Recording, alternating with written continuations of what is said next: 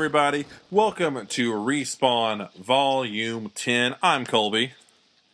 And I'm Derek. And today we've got, as always, a lot of killer Spawn to talk about and a lot of random connections to early issues that I totally forgot happened in these late 50s and 60s issues. And I'm going to tell you right now, I've already forgotten those happened, so I'm really looking forward to you reminding me how this all ties back together. It's weird. I read these issues. Some of them I have very strong memories of reading when I was younger. This volume, for some reason, just didn't stick with me the way some have before. And I'm not saying it's bad, but I don't really feel like it was all that memorable. I think there's a couple of really memorable moments in this volume to kind of glance over. Of course, we have Return of Angela. We have the first... Finally have the big Cygor fight. We have the big Cygor fight. We have the first kind of big, not killing, but kind of killing of Clown.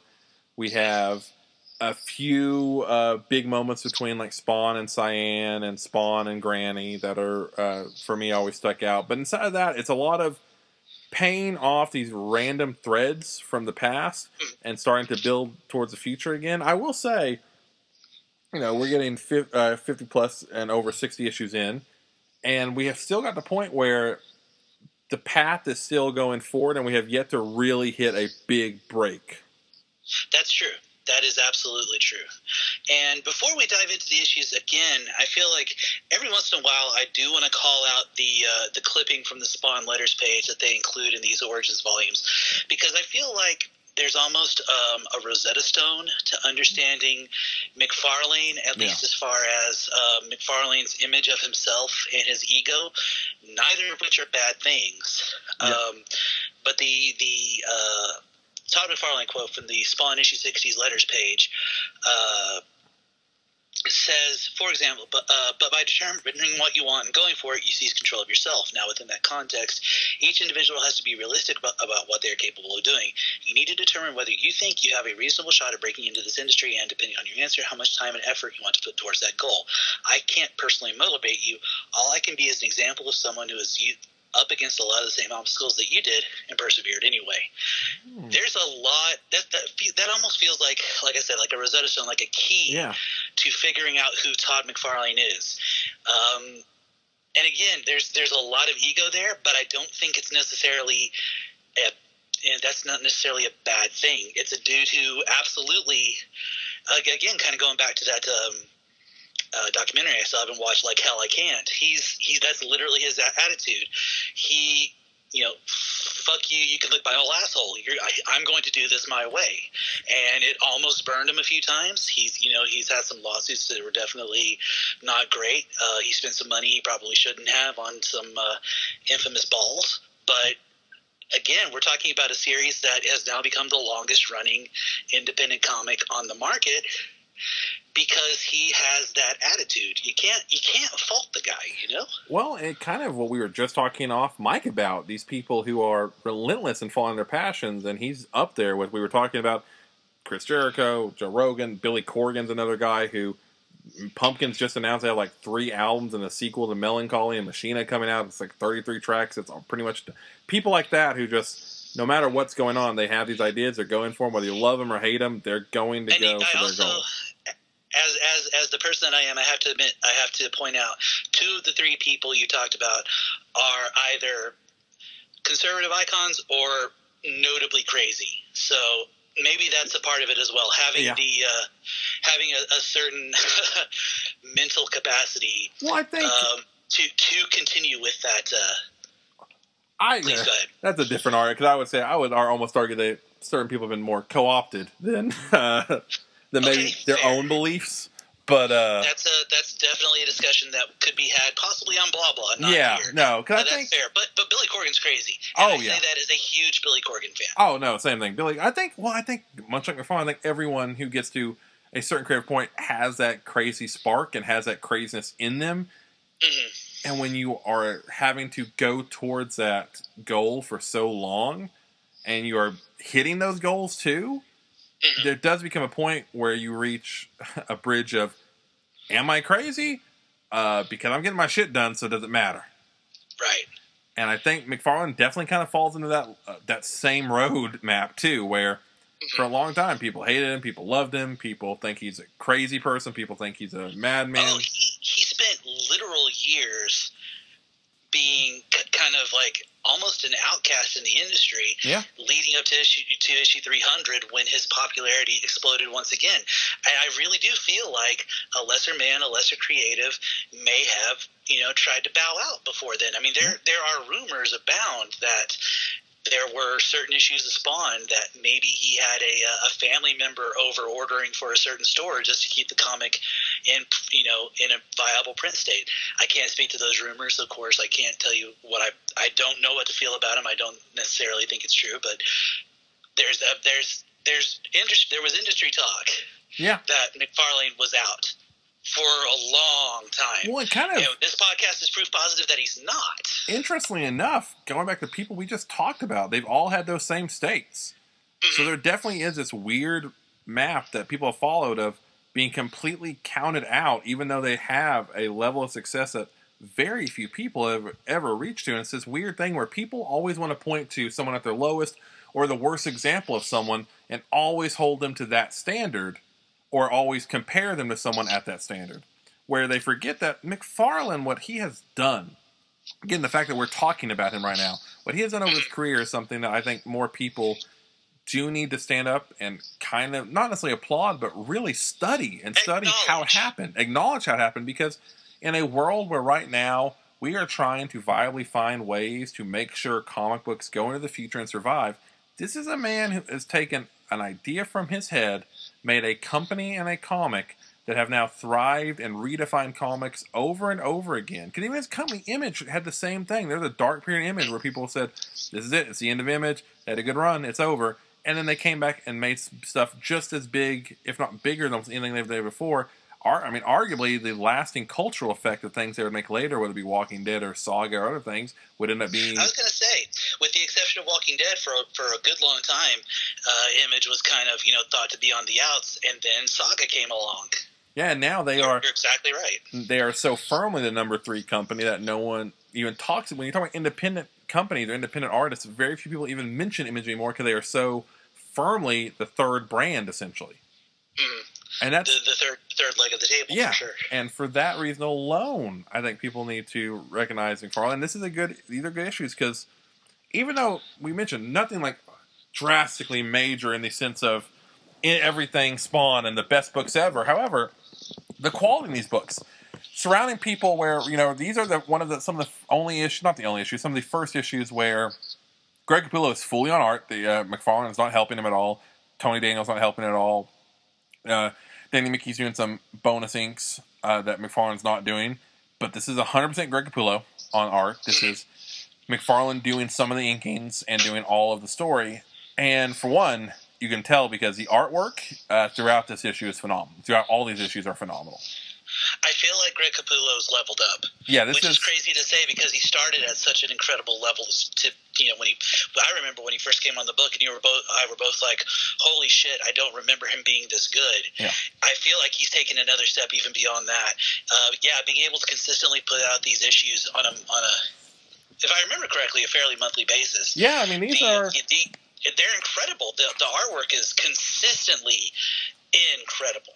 From what I just looking up and studying a little bit before this, most of these came out right again. We're in that 96, 97 point where most of them are coming out consistently. It's no longer is it the biggest best selling thing in the world, but still selling pretty consistently after a big boom from issue 50.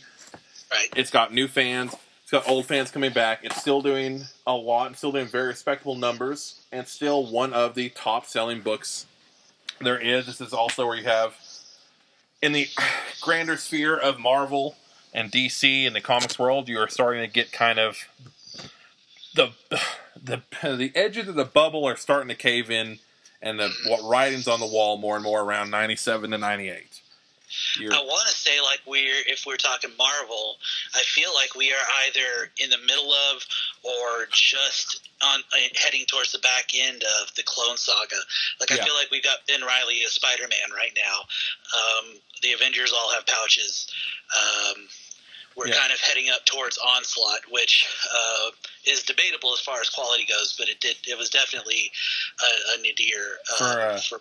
A cheap plug. You can go hear more about our thoughts of Onslaught and the new episode of Blah Blah Comics in our 5 favorite X-Men events. Absolutely, yeah. Just check a little further up the timeline. Yep. On our brand new personal... Oh, yeah. All by ourselves. This is we should mention, if you're listening to this and haven't noticed a difference, thank you for coming over. If you had to find us a little bit more, we are now completely independent on our own. This is, even though Respawn Volume 9 was kind of the unofficial debut, because I may have posted that a little earlier on the Spotify than I was supposed to, just to let you guys know. But Volume 10 is 100% on our own. That's why this is on Spotify, it's on iTunes, it's on YouTube. We thank you so much for following us over, because it means a lot to us. We love doing this show, and we love that you guys seem to really have a positive response to it. Love to be a part of it. I've mentioned it before last episode, we are working on getting an episode where we can get more of you guys on the episodes to have a kind of celebration of not only the fandom of Spawn, but how everyone got involved, how everyone continued to be a Spawn fan throughout the years. Because we know we have seen some incredible pictures of people's collections, of people's fandom, of their tattoos, of their comics, of I their can't figures. believe people are sending us pictures. That thrills me to no end. That is so fucking cool to me. Just, we love, honestly, I'm a huge Spawn nerd. We're both giant comic nerds in general. We love seeing people's collections of their figures, of their movies, of their comics, of everything, and seeing the little bit we've seen where people share, like, oh, here's my room of nothing but Spawn. Oh, here's my great, awesome bookshelf that was made for me as a birthday present of Spawn goodies. We love seeing that kind of stuff. It is absolutely. It's awesome. It's a thrill. It really is, and we love that you guys share that with us. Thank you so much. Thank you. Simply for us sharing opinions on things like issue 57 of Spawn, which is The Beast, which this starts trending this book of, I didn't even realize, because of how we put these volumes out, for those who are new here don't know, we typically, the week before we do an episode, we read these issues, we take notes, we go over them, and we record the episode. So we're reading these chunks. I forget, Cygor was introduced over 20 issues ago at this point. Right, and it's been a continuing slow burn build up to this encounter, to this confrontation, and at times it's been, you know, I've accused McFarlane of drawing his subplots out, and this is definitely one of those where it's like every couple of issues you'd get a page of Cygor being like Simmons or New York, and you knew something was coming, and you and I are both avowed Cygor fans at this point. Just having been reading those 1 or 2 pages every couple of issues has gotten us psyched for seeing this fight that was about to come out. And boy howdy, it did not disappoint. If you will let me use some cowboy slang here. Yeah. This issue's fucking fun. It's a fun issue. We see a little bit at the beginning of Spawn basically very annoyed by Fossberg, who of course in the previous volume we saw him rescue from this basically extreme prison situation he was in. He's back here. Of course, he's a nutso. His brain is gone. He can't get any information out. He's annoyed. He's calling Terry saying, what the fuck is going on with this dude? I can't. Why did you make me do this? I'm so... Yeah, he's fucking pissed. Yeah. And I will say it's a good follow-up to the previous issue, which I thought was incredibly weak overall. It's nice to see the... to have that have some kind of payoff. Oh, yeah. And you just mentioned it. We get, to steal some JR stuff, we get a fucking slobber knocker here. Yes. We get everything in the kitchen sink, Cygor... hands rising out of Spawn's throne, destroying the throne, taking him in. A giant fucking fight. Things going crazy. Well, you know, there's biting. There's him shooting bats out of himself. Yes. This is like the most like cybernetic gothic fight in Spawn to this point. We see, we are literally seeing from the worms attacking, the bats attacking, Cygor flailing around, doing just giant haymakers, biting, ripping, and tearing. It is a giant fight that we get exposition throughout of what's going on in a very melodramatic, poetic way. Yeah, I was going to say the McFarlane, and again, he loves his melodrama, he has been known to overwrite the shit out of a fight scene. It's something you and I have been talking about since the first Violator fight way back in issue 5. I felt like the exposition was actually pretty solid here. I don't feel like it overwhelms. McFarlane is really letting Capullo tell the story on the page. He definitely gets his words in, but he's not. It's not distracting in any way. It complements the visuals in a really, really positive way. Arguably the best fight scene in Spawn to this point. The only one that I can even think of might come close is possibly that first fight with Curse. I remember being really strong. Oh yeah, there's been a few. Some of the stuff with Angela and some of the stuff with Redeemer I've always really liked, but okay, that's fair. That's fair. But this is definitely one of the highlights of just a big fight where he also, like you just said it, he captures that poetic melodrama without it becoming overly focused on that. Mm-hmm. And it does feel very captivating, very cool. You get Spawn, eventually defeating Cygor, but that defeat triggers some stuff in Fossberg where we get the reveal that this is essentially another ghost from Simmons' past and connected to his days as an elite assassin, where we see that. And Jason Wynn. And man, I don't know how I feel about that. I wouldn't mind just one bad guy not having some connection to either Tony Twist or Jason Wynn. Yeah. I don't hate it, but it does feel kind of de rigueur at this point that, oh yeah, of course Jason Wynn has his fingers in the cybernetic gorilla pie. True. The one thing I will grant it is thematically this entire volume has to do with Spawn being haunted by his past or feeling like he curses those around him. Right. So it does fit into that narrative of, oh, here was a friend that was just a passing friend that he worked with that is now a fucking cybernetic gorilla. That's a fair point, and I did not think about it from that angle, but that's incredibly true. Yeah, that's another thing was, he calls him Mike, so clearly they do have some kind of ties. And that actually does explain why Cygor has been chasing him for all this time. Yeah. Had some vestigial memory of who Al Simmons is. Yeah, damn it. You're right, dude. You're fucking right. I got nothing. Well, and honestly, that's kind of the issue. That's pretty much the entire issue. And continuing, it's a really good issue. It's a really strong very strong first issue in this volume. And we do have to give it up. There's a one page where Wanda confronts Terry about, okay, so something's going on. You're hiding something from me. The last time you hid something from me, there were dead people in our front yard. What is going on? And that is McFarlane actually doing some really good subplot groundwork laying for later in the issue. I feel like if I've been knocking McFarlane for slow burns, I've got to point out when he does it right. Yep. And by God, that is a perfect page of subplot. It really is. And honestly, this issue, weirdly enough, is followed up by an issue 58, is almost exactly 30 issues removed from essentially the first part of this now sequel. Mm-hmm. And I'm just going to be up front. I feel like this is the weakest issue in the volume.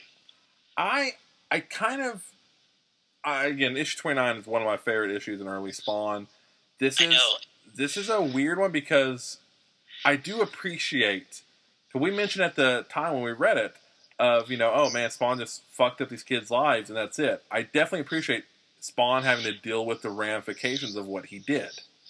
And McFarlane, maybe, like you said, it's been 30 issues.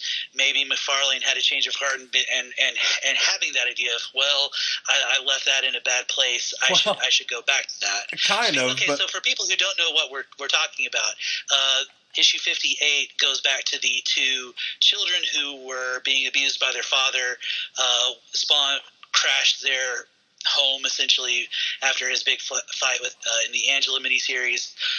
He's left the tattoos "I beat my children" all over the father.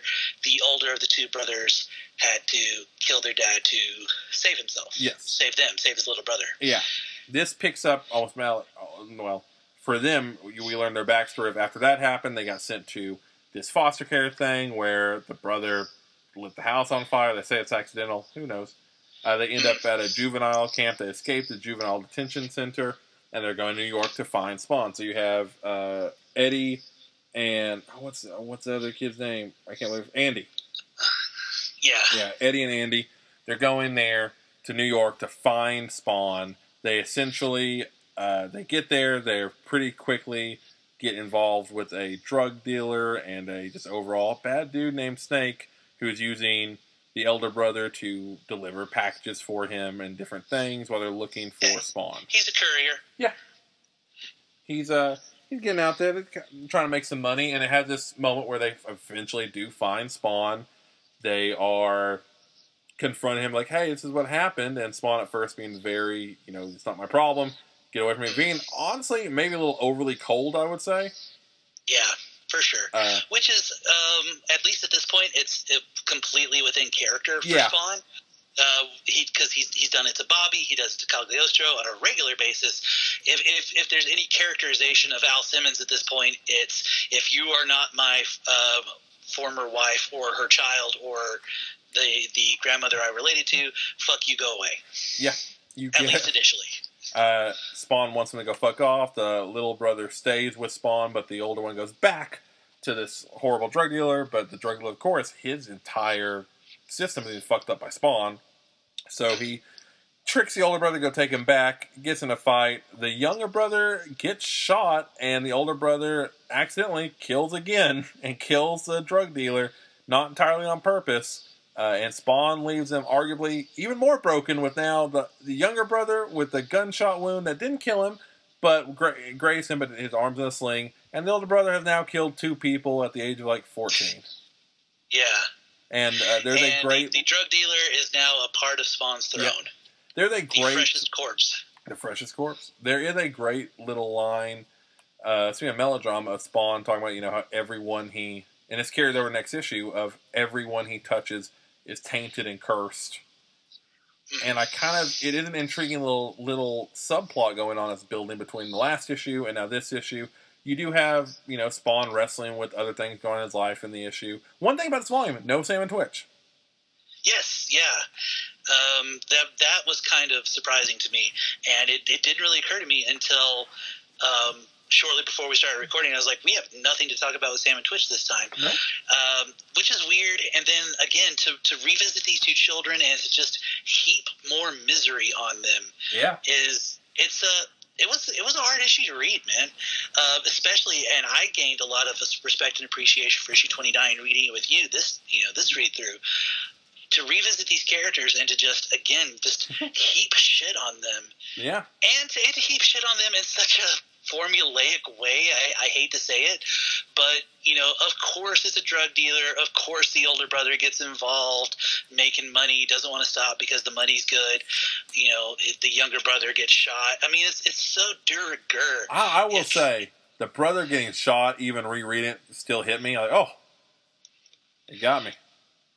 It's designed to, and it's a well done story beat, but it's also a tried and true story trope. Oh yeah. And just there's nothing about this issue that feels particularly inventive or trying something new with the storytelling. And to me it doesn't hold a candle to these 2 characters' introductions in issue 29. Oh yeah. And I shouldn't fault it for that, but it does not hold up for me in the way. I definitely think it's the weakest issue in this volume. We also get one of the first out of 2 news pages. Which in this issue it does feel kind of out of place because you can tell it's more just a filler page to make you wait a little bit before we get back to their story. Yeah, but at least the E Entertainment guy is now I Infotainment, yeah. So it makes more sense that he's reporting more on political stuff while even looking at it from an infotainment angle. Yeah. I don't hate it because I very much appreciate the idea of checking back in with these characters and not being completely lost. Although again, goes back to that core Spawn where at the core, McFarlane, as big of a heart as he has, he also loves this book to be as much like The Crow as it can be at certain moments. And this is one of those few times where it goes, it's like, man, where it really does hit the home the point of, yeah, maybe everyone you do touch is cursed Spawn. Maybe it is all tainted. Because, yeah, those kids went back to the detention place and they make a point of saying they are more empty, they are more broken than they were when they left. Like, yeah. That's great. It's, again, had that little brother been killed, this very quickly could have become a Crow book, which could have been a Spawn versus Crow series, which we haven't gotten, so... Which is kind of surprising, honestly. Yeah.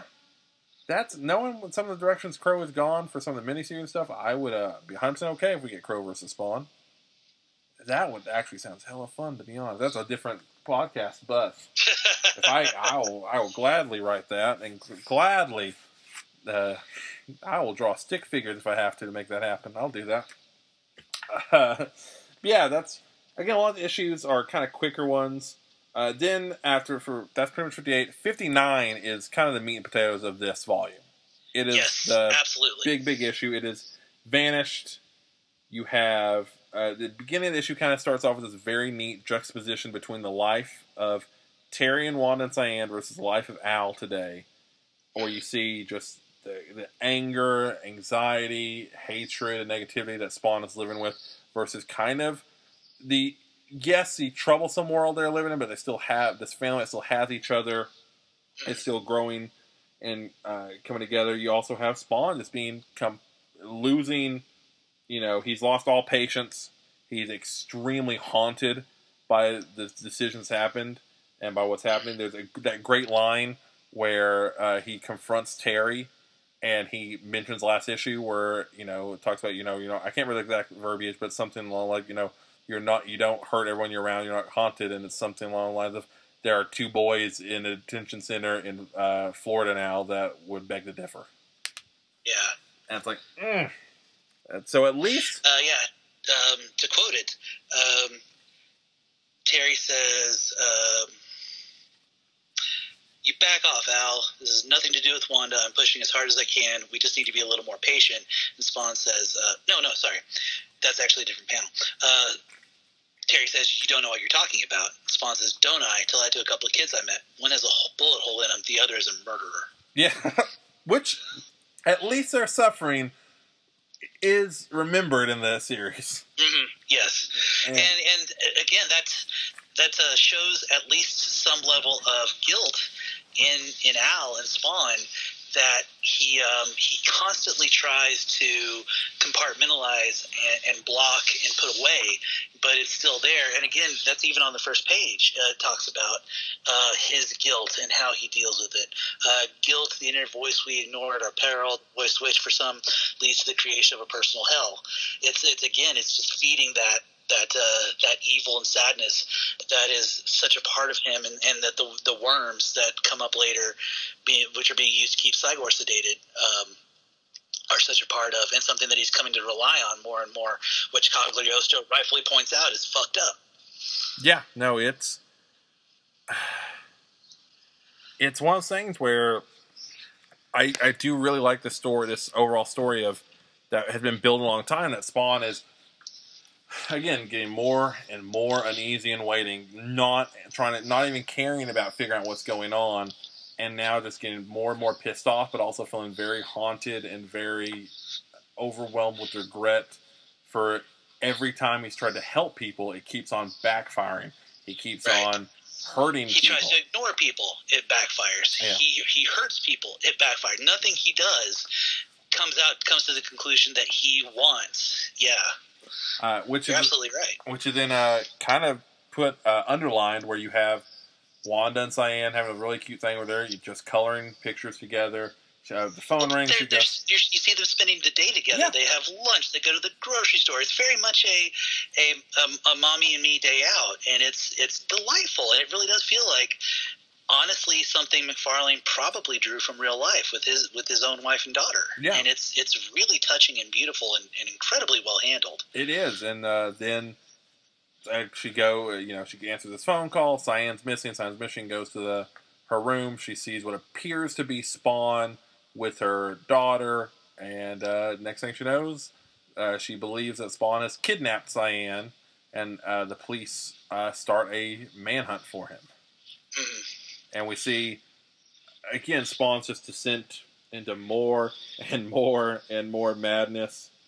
And, of course, the issue ends where we see, well, of course, it wasn't Spawn. It was the return of Clown / Violator is the one who has kidnapped Cyan and is making her just draw endless amounts of these pictures.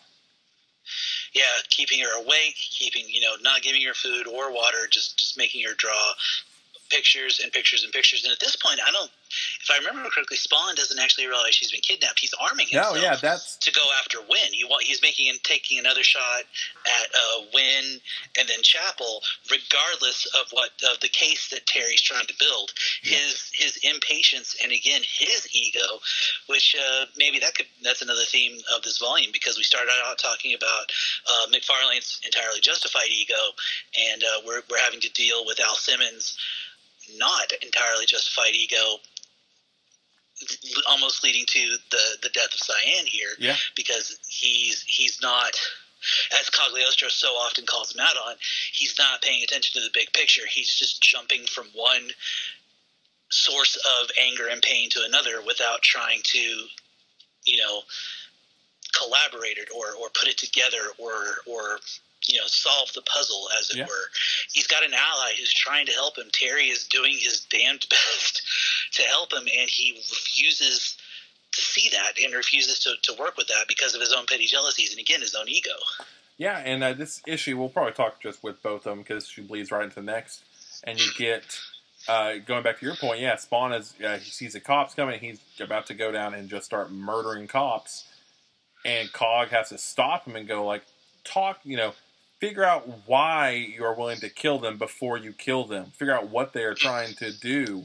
Why are you so ready to kill them before you even know why they are here? And that's when he finds out, through them talking, that Cyan has been kidnapped and that they believe that he is the one in charge. You also get this issue, you kind of get some heartbreaking stuff with Cyan and Terry, because, of course, Terry knows who Spawn is at this point. He doesn't know what to tell Wanda, because you have some inner dialogue of, am I supposed to tell her that, oh, your dead husband's back, and for some reason he's been helping us, but for some reason he just kidnapped our kid?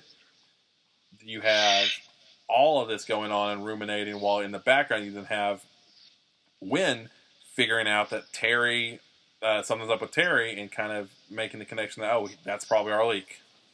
Yeah, which, that's a plot they've played with before.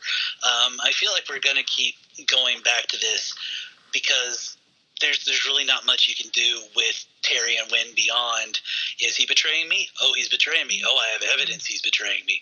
Oh, maybe he's not the person betraying me. Oh, he's betraying me. It's handled better this time than it was in my beloved 21 through 23 Hunted story arc. But it is kind of interesting that we're, again, 35 issues out from that story, and once again, Wynn is put on the trail of Terry Fitzgerald. Yep. This issue does make Clown at his most vile. The beginning bit of him just eating a ton of bugs, throwing it back up into a cup, poisoning it, and trying to get Cyan to drink it. And also stealing the blanket off a child who is asleep and cold. Yeah. And the trade is, okay, you get to sleep, but I get your blanket, because he's literally just being an ass. He's being a dick. Yeah, giving her back her little pacifier and Spawn, of course, confront Terry and be like, hey, I know you think I did this. I didn't, but every second we waste thinking I did it. He's out there with your daughter. We've got to stop this, and figuring out that Clown is, of course, the one behind this, and confronting him viciously. And I will say, one of the things I do love, a very kind of quick fight, but also just another fight that's very, very visceral and very just pissed off Spawn. Well, the best thing about it, I feel like, is the way both McFarlane and Capullo work together with words and pictures, with dialogue and pictures, to constrain Clown and keep him from changing into his Violator form. Yeah. Those panels, those 2 pages, are exquisite storytelling. Honestly, it's again, you're saying it's so visceral. McFarlane's melodrama comes through so well. It's a genuine delight. It's a real joy. Unfortunately, that joy is kind of muted a little bit because McFarlane doesn't have the rights to Chapel. Liefeld won't give him the rights to Chapel, so he's got to change tracks midstream and kind of retcon Chapel out as Spawn's murderer. Yeah. And the only way he can do that is for Clown to say, "You idiot! It wasn't Chapel." I can't think of a better way to make that story change. Yeah. But I did. It's not handled in the smoothest way here. Yeah, that's kind of how the issue ends off with. You have a lot of Cog being like, hey, yeah, like I said, you idiot, what are you even doing here? This is not, why in the world do you think that this is a person doing, that this is, you're still doing this? You have, lots will be in the next issue too, but of course he kills, quote unquote, kills Clown, doesn't really kill Clown, but appears to kill Clown. Which is unfortunate because it's a good goddamn death. Yeah. Kills Clown and reunites the Fitzgerald family, and it ends off on a happy point. Mm-hmm. Ends off with them crying. She's still got her shoelace binky, which I still like. Again, a little touch, but the fact that shoelace, just a throwaway little thing from around over 30 issues ago now, is still something that has somewhat a matter. Like it has a point. I dig it. I like it a lot. Yeah. Next issue, I will say it's a bit of a more rebuilding issue. Everything with Granny is incredible. Mm-hmm.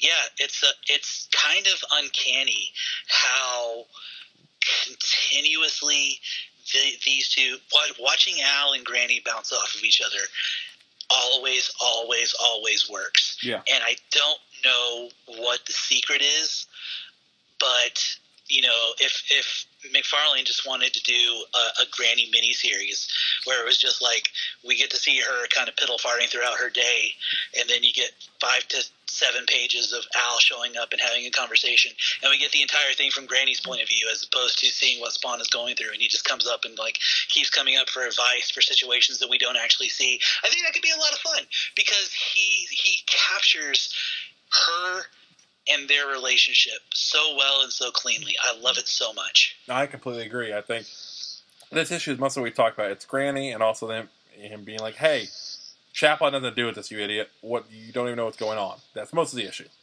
Yeah. It's this is not filler because it's a lot of rebuilding, but it's the most like nothing really happens outside of very slowly moving the plot forward with things that have to happen. I feel like McFarlane does this about once every year or so.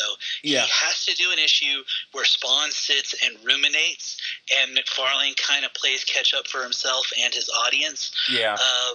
As to kind of where, the status quo of the series right now, what's going on with these characters, sometimes drops a big revelation, i.e., we see Priest, or we get a first look at Priest here. Yeah. Yeah, it's like you say, it's not a bad issue, but it's definitely. We should mention this is also getting close to when the movie will be released. Yeah, we are creeping up on the film, and you can tell. Yeah. Because again, the building blocks are in place. We're setting up Priest. The tone is definitely, like I said, he does this about once a year where he puts out an issue that's kind of new reader friendly. Yeah. It's not quite the brand new number one jumping on point that issue 50 was, but it's definitely a refresher course for people who may have heard hype about the film and kind of want to get an idea of what's going on. Yeah, it works solidly that way. One thing I'll give McFarlane for sure is that he's very, very good with his recap issues. Yes, he is, and this is again, it moves the plot forward. It isn't again, we get the, like you mentioned, the biggest revelation we really get is more stuff about Chapel, which at the time was more poignant. Mm-hmm. Now it's like, well, yeah, of course, we've known this for ever. Right.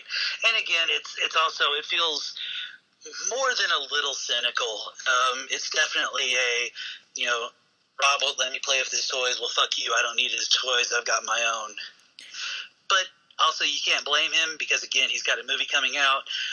He does not have the rights to the character that he needs, so he's just going to go and create a new character. Cool. That character's going to get an arc in Curse of the Spawn here in a couple issues. Yes. Hooray! And I believe this issue was May 97, then the film came out August 97, so it's right around that time frame. A lot of that going on. Which is interesting because we go from that into a 62 Return, which is the Return of Angela. Which I wasn't regularly. I think I missed these issues of Spawn, but I was regularly buying Curse of the Spawn at this point, and I vaguely remember the Angela issue that this is referencing. And if I remember correctly, the Curse of the Spawn number 10 issue that they're talking about here, was that not your first Spawn issue, sir? It's around there, because this is going off of a 5-year-old memory. I remember when I was like 5 or 6. But it is around there because I vaguely remember my cousin giving me a box full of comics. The one that stood out to me was a Spawn one, and it was an Angela-focused issue, and it definitely wasn't issue 9 of Spawn, and it wasn't like I know it wasn't like issue 100 or something because that was around the time Spawn was coming out. Which, man, I never thought about that till this time. That would have been, I would have been 98, 99 I got that. So, Spawn was coming out. We're not that far from that. It was probably either Curse of Spawn 9 or 10. I own that run because of that, and I think I know which issue it is, and I think it's 10. But man, I wish I still owned my Curse of the Spawns. That opening story with the future Spawn is so fucking badass. And then going right from that into a Sam and Twitch focused issues with Suture, God, those are so fucking good. Yeah, that's another. If we ever, I forget how much older than you I am, but I think I was in my teens when those came out. I think I was probably 17, 18. That makes sense. That's another thing for anyone out there listening. When we mention Curse of Spawn, definitely talks to that. Although if you want a Curse of Spawn respawn thing, that's a ways off. That'll probably be if we get a Patreon or Kickstarter or something like that, because it's That's definitely a Patreon consideration, I would say. Which, man, we keep piling up the Patreon rewards. Quick sidebar: if you would consider donating to a Patreon for additional content, let us know, because one of the main reasons we haven't done it is we don't know what the response would be. So if you would like additional episodes of Respawn where we talk about miniseries and animated series and film and Curse of the Spawn, let us know. Please do, your feedback on that is everything. It definitely is, because we love doing Spawn and we'll keep doing Respawn no matter what.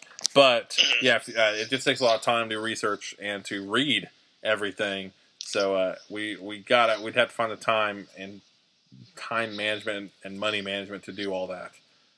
Exactly. So that would be the big thing for me, is hunting down the issues. Yeah. So if that's the thing that you would want, let us know. That's, again, a little sidebar. But to get back to this issue, we have Angela. Yes.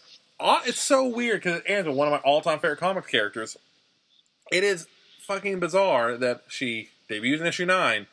She has her miniseries. She appears in Curse of Spawn. She appears in other spin-offs and other tie-ins and crossovers. But for the Spawn main series, this is the first time we have seen her really since 9. It's true. We have had Tiffany. We have had God. We have had Angel Tower. We have had, what was her name, Gabrielle? Yeah. Whoever her boss was. But we haven't actually had Angela. And oh my God, I feel like such a louse saying this. I really do. Because I remember liking the 2 Tiffany issues when they hit. But having Angela back really shows how shitty a character Tiffany was. It is so weird how... At least her introduction. How similar Angela and Tiffany are, but for some reason, I agree, how much better Angela is in, I don't know, almost every way. Even later, like, Tiffany remains a part of Spawn for a very long time. And even then, I don't hate her ever, but she's never quite the replacement for Angela they want her to be. I think, and correct me if I'm wrong, I feel like Tiffany is written as a little too young and headstrong.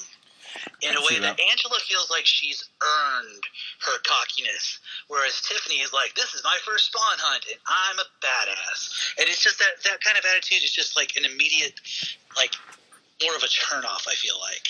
A little bit, man. Although, even then, I mean, we get more Spawn. Luckily, we get more Angela soon. But yay! It is interesting, even in this issue, that's kind of it. Angela returns. We have Spawn slowly. You know, we have some stuff with Wynn where he's confronting Wynn. And I was going to say, this initial confrontation with Wynn that opens up the issue, where Spawn is like, I'm finally here to kill you, and Wynn's like, okay, but is she going to kill everybody involved in the Fitzgerald family? Because I don't know what your connection is, but you got something. Yeah. It's actually really well handled. It's a great tit-for-tat, cat and mouse, and it kind of answers that question, why doesn't Spawn just blow Wynn's head off? Well, he goes to, and it's something that he can't do. Well done. I applaud McFarlane for finally crossing that bridge. Yeah. It's impressive. No, I agree entirely. I think it's something that needs to happen. So Ant's kind of nipped that complaint in the butt, and you get a revelation of like, oh yeah, of course he does have these connections and has essentially, if I die, take care of this list. Mm-hmm. And yeah, you get Angela come back. You get a couple of just funny little things. Like I don't know why, but the line always tickles me in a weird way.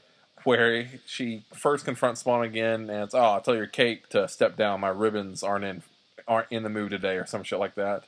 Yeah, that was pretty cute. But also, I really like their relationship. Yeah.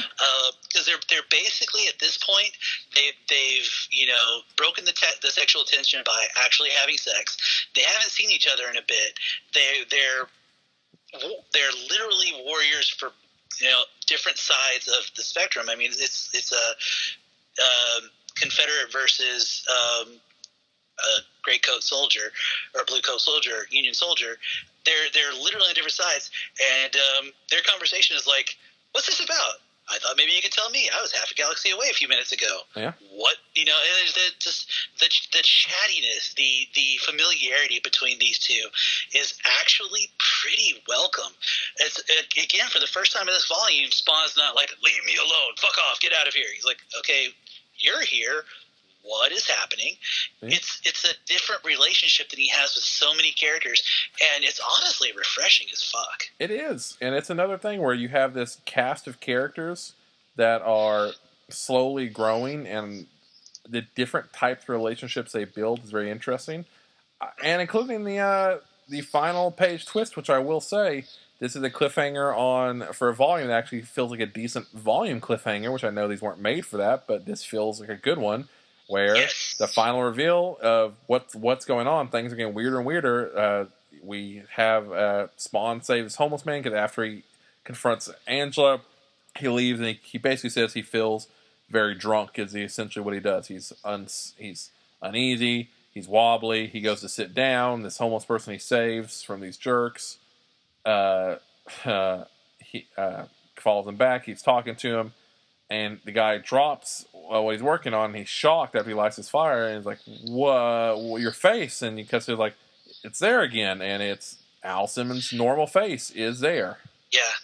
It's an incredible cliffhanger, and you're absolutely right. This is the first time in a long time, possibly ever, that just coincidentally we had a volume end on a proper end-of-volume cliffhanger. Yeah. I shouted when that happened, and I was so thrilled that I didn't get to read the next issue because I wanted to live with that cliffhanger for a minute. Yeah. It's a delightful goddamn issue, and it's a really, again, when McFarlane is on with his pacing, it's a crackerjack little end sequence. Again, Capullo, we've been talking about how great Capullo's art is all podcast, all show, but this issue, really in particular, I feel like everything's firing on the right cylinders. Oh yeah, what a crackerjack issue to end on. Oh yeah, it's a great issue. It's a great moment. It's where, man, 60 volumes in it is very odd when you look at it that way, because we are starting to whittle down the behemoth of Spawn, starting to kind of whittle it down. Like, okay, we have made a decent dent into what is Spawn now, and it is odd because, it's what, issue 310 came out not that long ago that I read. So it's always interesting. But when we start seeing even glimpses of stuff that will come, that'll be a bigger part much later, it makes me extra happy. And we're kind of getting more and more of that. And it's also crazy how far the characters come and how far it is really coming to what we know of as Spawn. Right. Yeah, I feel like the character of Al Simmons has really gelled, and it's interesting to me because so much of the character of Al Simmons is an asshole. Yeah. And it's really interesting to have that kind of belligerence in your protagonist, and that belligerence that continues, but also beneath that is an incredible heart and a pain, a lasting pain that gives that belligerence meaning. Yeah, there's this volume overall has a very different spirit almost than a few of the others, where you're starting to feel that more angsty, angry vibe, especially the emo Spawn is kicking in. Yeah, for sure. well, and you're also all around. You're getting there's a couple lines like that made me laugh. Where not only the ribbon stuff, but one of the kids early on was like, "Oh, he's like your city's version of Batman." Right. Yeah. Little things like that. I will that say, was a cute line. What did kind of surprise me, we get 2 F-bomb drops, not fuck, the other F-bomb. And yeah, that was slightly uncomfortable. I always say, if it makes sense for the characters, it doesn't bug me, because one was coming from a teenager and one was coming from a villain. Yeah. But it did. They were both in a similar context too, of like calling Spawn the F word and like you Dracula wannabe and things like that. Like yeah, they were knocking his costume as what's a good Bram Stoker's Dracula. Strokers, yes, I get it. Wonderful. Yeah, that was. But you're right. It also it adds to the quote unquote mature readers of the title. It would have read differently back in the day too. I mean, you got to remember when I was in high school. So maybe you don't remember because when I was in high school, you were 5 years old. Calling something gay to mean bad was, again, de rigueur. It was just something. I mean, in fairness, that was in my high school too. Like that was. That's one of those things that like language has very quickly just kind of certain words have changed acceptable levels and dramatically. Yeah, there's like that goes to my high school just 7-8 years ago. Right. So that's good God, I'm so old. I turned 40 this coming year, man. Oh, that's okay. Getting them comics out. That's what's important, man. That's true. Which we can do a little plug for that. I don't know if it's out. I know physically you can get it, but I know coming soon, the final part of Space is Awful will be on Comixology. It will be. I got a notification. I had to change something in the digital file. Hopefully, issue 3 of Space is Awful will be on Comixology in the next couple of weeks, and I will update everybody on blah blah and here on Respawn accordingly. 99 cents an issue to read a comic that I wrote that is sci-fi comedy. What is it? Galaxy Quest meets Futurama, I guess. I would put a little bit of like Mortal Kombat or something in there. It's a tournament. There's fighting going on. There's fighting to save and kill people. So there's definitely some PG-13 murder in there. Yeah, there's some cool monster designs and creepy crawlers and tentacle monsters and things of that. Well, thank you. So if you are listening to this podcast and you want to read something that I actually wrote, check it out on Comixology. It's called Space is Awful. Yes. But we should talk about McFarlane stuff. I got to ask. Okay, so out of a volume that is pretty relatively strong, you've turned me around on this one. I've gone from it was pretty okay to this. There's some really good stuff in here. What was your overall favorite issue? That's a hard one because part of my bias speaks and wants to say 62 just because Angela's in it. Which I think I've said before, Angela, if I haven't said it a million times, Angela, one of my all-time favorite characters, one of my favorite things I have is Greg Capullo remarked little sketch of Angela. I love that character to death, so it's hard for me not to pick that. There's part of me that wants to pick just because I love issue 29, so it's a weird sequel to it there. But I think as far as just pure issue, honestly, the second part, I think it's dwarfed. The second part of Cyan going missing and Spawn confronting and getting Cyan back. I think you get almost everything you want in Spawn. You get the melodrama, you get the poeticness of it all, but you also get the violence, the anger, you get the despair, you get the hope. It's kind of all wrapped up there. And you also just get great visuals from Capullo all around, and you have McFarlane really killing it. And again, Danny Miki doing great art, or great coloring through the art, and inking. Oh, let's give Danny Miki his credit. The coloring in this volume, yeah. Let me really quick. Spectacular. I think there's another color involved too, because I think there's a couple colors. Because let's not sell them short, because the colors in this volume, honestly, this may be, call me out on it if I'm bullshitting, but this may be the most consistently well drawn, best visual book. Yes. Brian Haberlin. Yeah, Brian Haberlin and Dan Kemp. Mickey's Danny Miki ink on ink, and with Chance Wolfe also some inks. Jason Gorder some ink. We didn't mention McFarlane's daughter is the one who did the actual Cyan. So Cyan McFarlane did the Cyan kids drawings. Yeah, which was really, really charming and added a really nice little atmosphere to the book.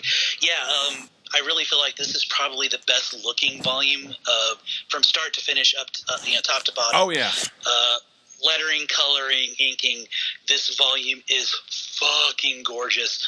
Fucking chef's kiss perfect. Oh yeah, it is. It is, as far as the look and presentation, it's near perfect. We have Spawn visually meeting the aesthetic that everyone knows Spawn for. This is it. Going back to it, you have movie coming out soon. You have the games coming out.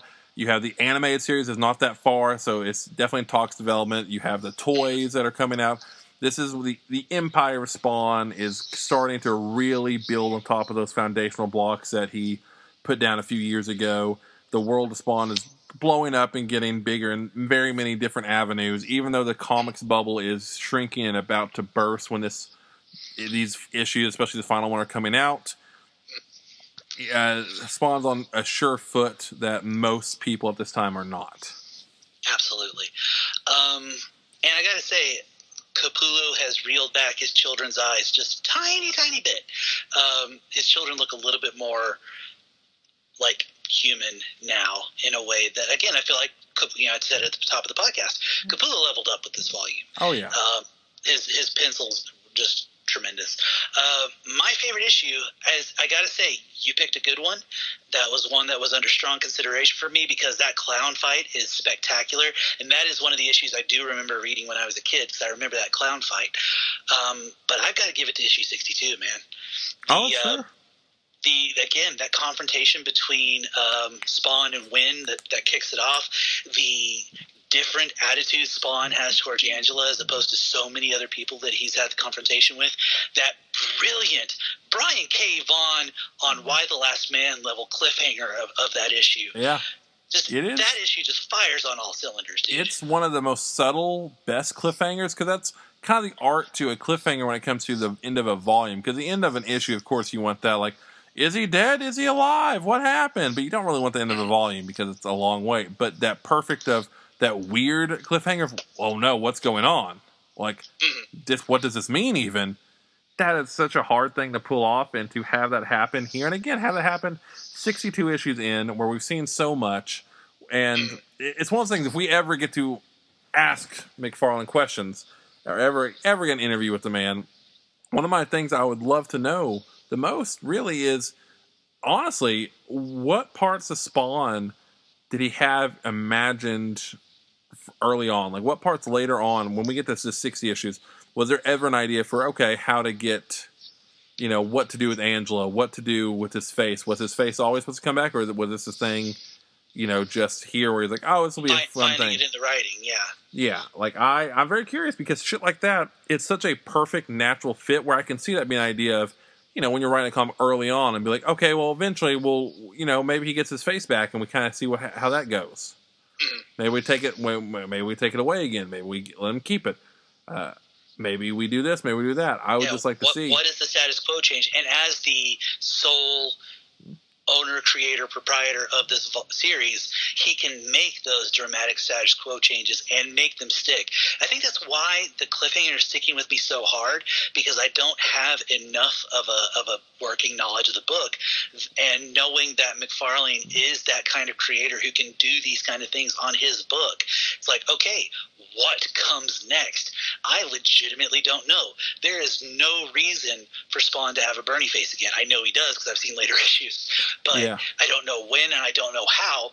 And it's really thrilling to have this kind of a mystery, as you said, this far, 5 some odd years into a series. It is, and that's one thing. Reading in trade, you kind of lose track of that. 10 volumes in, 62 issues in, years in, we've kind of lost some perspective about that at current, especially in today's current how comics come out. Even though I love how comics come out currently, when we get the twice a month, we get a Kickstarter or 6 issues dropped at one time digitally, or however it may happen. Right. We are so used to getting a lot of content at once that when you really think about it, this is 30 issues for us. It's it feels like a lot because, oh my God, that was all the way back in June that we talked about this. But for people reading time, it's like, oh, I was, I just graduated high school and I was barely learning to drive when this issue dropped. Right. Or, man, I was in middle school when this issue dropped, and now I'm, about to graduate high school, and now I'm getting the reveal of this. Right. It's little things like that we lose track of, but man, there's just a lot of payoff and a lot of things that people don't really get a lot today because storytelling just changed in comics. And I mean, Hickman's probably the closest we really get to that nowadays in a lot of ways. That's fair, yeah. Oh man, we are going to talk so much X-Men on the next blah, blah. Yeah. If anyone wants to hear all our opinions on X of Swords, next blah blah, whenever next blah blah is on this timeline, whether it is next week in this place or in 2 weeks, depending on what the schedule allows and if we have another show or not. Yeah. Also Halloween. Oh yeah. Because my initial plan was to go ahead and do another blah blah next week, but I forgot that next weekend is Halloween, so we may end up having to cede that space to another show, or we may just take it off. Who knows? Keep an eye on the channel. We'll talk about it on our various social medias. I was about to say we may talk off mic because I know next week you may have some free time, so we may try to sneak in like a Wednesday or Thursday show or something, and like record it early or something. Because man, there's a lot of X Swords to talk about. Yes. I think this is another really fun issue and a really fun, strong volume of Spawn. I'm stronger than I initially gave it credit for. You're absolutely right. Well, I think we're at this point now where we're in a very strong period of Spawn, and we don't have a lot of crap. Like it's been a very long time since we just said if we're honest, there's only been those 2 issues that we really said, no, this is shit. And neither had to do with McFarlane or anyone that's typically involved. So, hey. That's true. The Houdini issues are, you said it going in. They are by far the worst Spawn issues. When we found out that there was a spin-off of it, I'm still mind blown. I am still. Oh man, I wish I had seen your face when you saw those, because your voice was priceless, dude. Yeah, no, that's out of all the things you can get spin-offs for, and I get it, 90s comics, 90s McFarlane, 90s Spawn, but my God, out of all the spin-offs, literally every character I would rather have a spin-off of. I still need those other 3 issues of Cygor. I have 3 of the 6 issues of Cygor. Have you read any of them yet? I need them. No, I'm waiting. I'm trying to be very patient. I mean, it's a bizarre miniseries. Oh, I don't doubt it. Even the covers are fucked up, dude. Yeah, it is how it's written, how it's drawn, the story it chooses to tell. Going back to if we ever had Patreon or anything like that, or have time even just to do it, there's so many weird, wonderful Spawn spinoffs that are just bonkers and bizarre. Whether it be Cygor, of course, Curse. You have medieval, not medieval. Dark. It's one of the Dark Ages. The God Killer Spawn. Other than, of course, Angela miniseries, the Blood Feud miniseries. Which I read Angela's miniseries years and years ago. I liked it. I got rid of the trade when I had my own bookstore, and I really regret that. That is, I have an old torn up trade that's signed so I need to find a newer, not newer, but a better condition one I don't mind opening and reading. Right. Yeah. That's one of the But few. again, that's if we end up doing a Patreon. Which again, please, if you're at all interested in additional content that we could set up a Patreon for, let us know, and I will tell you how to let us know right now. All of our stuff goes through our main Blah Blah Comics, so you can email us at blahblahpodcast@gmail.com. You can find us on Facebook. We're facebook.com/blahblahpodcast. We are. I am at Blah Blah Pod on Twitter. I am at Hellhound F5 on both Twitter and Instagram. And on Instagram, I am at Blah Blah Podcast. Yeah, this has been great. This has been way better than the volume than I initially read it as. So this. I love it when I have a discussion with you about a set of issues that I'm not thrilled about, and you point out how awesome they actually are, and it really makes sense. Well, I'm glad I'm always glad because as I love Spawn. I will say before we get off though, speaking not only Patreon, even if you want that content and maybe don't want to pay for a Patreon, the other way to let us know very easily, share this, like it, comment.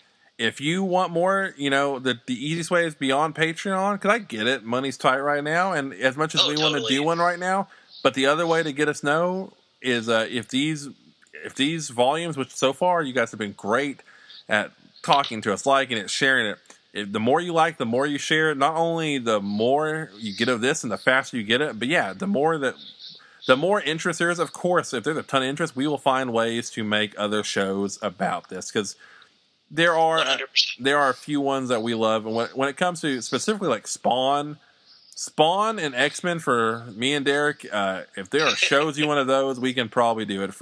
Should mention the side plug, me and Daniel show Dangerous Humans. We did our first episode talking about Killjoys. If you want my other side of my weird interest, the new Killjoys National Anthem, that's what our first episode's all about. So that's where you get that kind of weird comic book love. But especially for Spawn and X-Men, me and Derek, if you want any show about that, for one, that's a lot of blah blahs anyway are about that. Yes. So yeah, for sure.